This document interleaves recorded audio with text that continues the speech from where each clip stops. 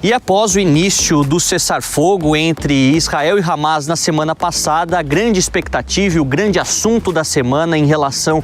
ao Oriente Médio tem sido o retorno dos reféns. Durante aquele terrível atentado terrorista de 7 de outubro de 2023, foram 251 pessoas levadas pelo Hamas aos cativeiros da faixa de Gaza, aos túneis da faixa de Gaza. Algumas dessas pessoas foram libertas com vida durante o período de 2 anos da guerra, mas 48 ainda estavam sob a custódia do Hamas, o que fez com que, obviamente, este fosse um ponto central das negociações. Os 20 homens que estavam com vida foram devolvidos a Israel em uma série de encontros emocionantes dos reféns com os seus familiares, muitos dos quais acreditavam que jamais poderiam voltar a rever aqueles seus entes queridos que ficaram sequestrados por mais de 730 dias.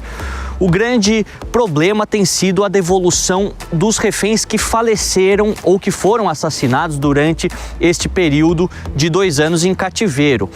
Das 28 pessoas, dos 28 corpos, 10 foram devolvidos a Israel, dos quais apenas 9 foram comprovadamente ligados às pessoas que ficaram cativas na faixa de Gaza. Um corpo não foi atribuído através da análise forense a nenhum daqueles reféns, o que elevou as tensões diplomáticas dentro do contexto do cessar-fogo. Israel exige a devolução de todos os 28 corpos, ou seja, ainda faltam 19 corpos, o que levou também tanto o ministro da Defesa, Israel Katz, quanto o primeiro-ministro Benjamin Netanyahu a aumentarem o tom e fazerem acusações bastante explícitas sobre a possibilidade de retomar o conflito pelas vias armadas e resolver todas essas questões no campo de batalha. O Hamas, ele atribui esta demora à sua incapacidade técnica de conseguir encontrar nos escombros da faixa de Gaza ou até mesmo identificar cientificamente o corpo de cada um dos reféns. Nesse cenário, a Turquia foi acionada e, com a autorização de Israel, apesar das desavenças entre Erdogan e Benjamin Netanyahu, a trabalhar com resgatistas especializados em terremotos e em situações de escombros para tentar identificar o corpo dos israelenses, os corpos dos reféns, e devolvê-los cumprindo esta promessa e fazendo também com que a primeira fase seja concluída. Esta primeira fase do plano de Donald Trump, que envolvia o término de todos os conflitos armados, o término de todos os bombardeios, a devolução dos reféns e também a entrada de ajuda humanitária de forma mais rápida para os palestinos. Os israelenses se comprometeram inicialmente com 600 caminhões diários, mas após a demora na devolução dos corpos dos reféns mortos, reduziram esse contingente para apenas 300 caminhões diários, o que a ONU alerta que pode não ser suficiente nesse momento de estabilização do enclave. Afinal, muitas pessoas têm ido do sul para o norte, na maior parte das vezes, voltando às suas casas e encontrando um cenário de grande destruição. Cálculos recentes e através das imagens de satélite mostram que aproximadamente 78%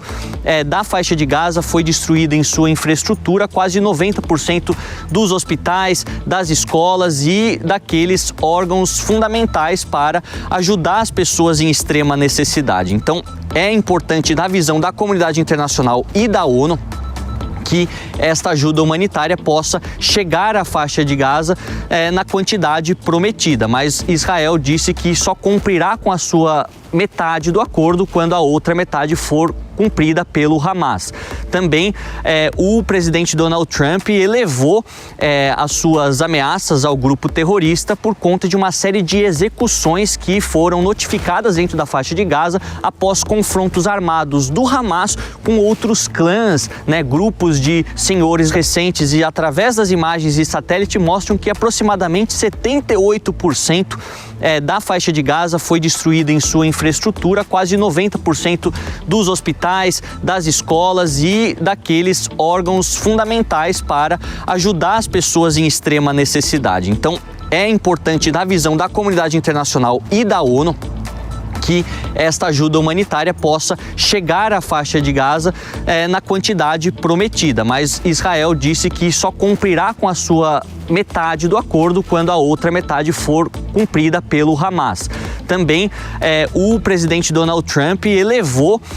as suas ameaças ao grupo terrorista por conta de uma série de execuções que foram notificadas dentro da faixa de Gaza após confrontos armados do Hamas com outros clãs, grupos de senhores da guerra que trabalham dentro da faixa de Gaza e querem destituir o grupo terrorista. Então há uma espécie de conflito civil também acontecendo. Donald Trump disse que essas execuções precisam parar imediatamente, caso contrário, os Estados Unidos entrarão na faixa de Gaza e matarão os terroristas do Hamas. Então o presidente norte-americano também está com a sua paciência sendo testada ao limite, já que também não temos uma perspectiva de quando o grupo terrorista abandonará a luta armada, abandonará suas atividades jihadistas e, obviamente, colocará suas armas ao chão, deixando claro que o futuro da faixa de Gaza não terá o Hamas nem como um órgão,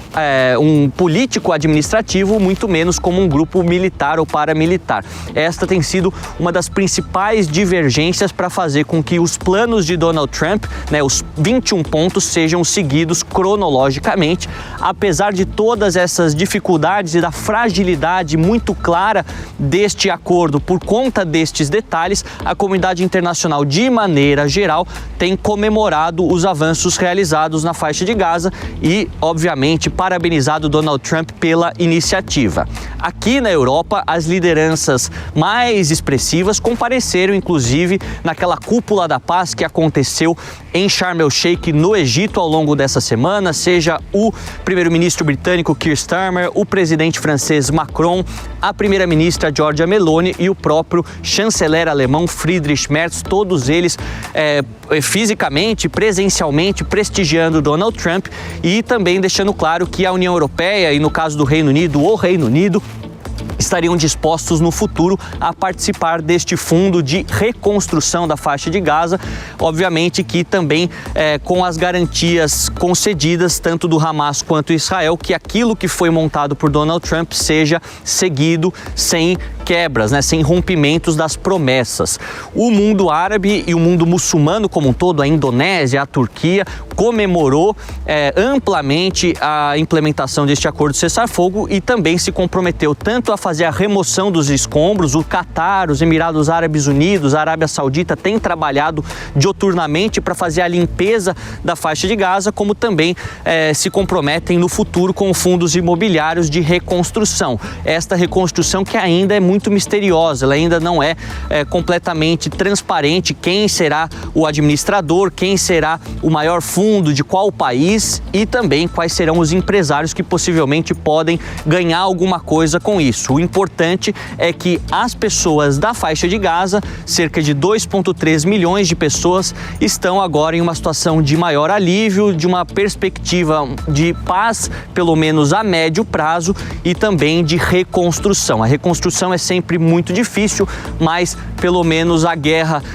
cessando, temos um cenário mais positivo para esse povo que sofreu tanto durante os 2 anos, assim como os próprios israelenses que sofreram demais também, esperando a volta dos seus reféns ou com a perda dos seus entes queridos assassinados pelos terroristas do Hamas. Tudo indica que ao longo das próximas semanas, cada um desses detalhes serão divulgados à imprensa e que novas rodadas de negociação aconteçam tanto no Catar quanto no Egito, para que estes prazos sejam então colocados de maneira bastante clara e que todo mundo possa saber quando Gaza começará a ser reconstruída. A gente vai ficar também acompanhando cada um destes desdobramentos.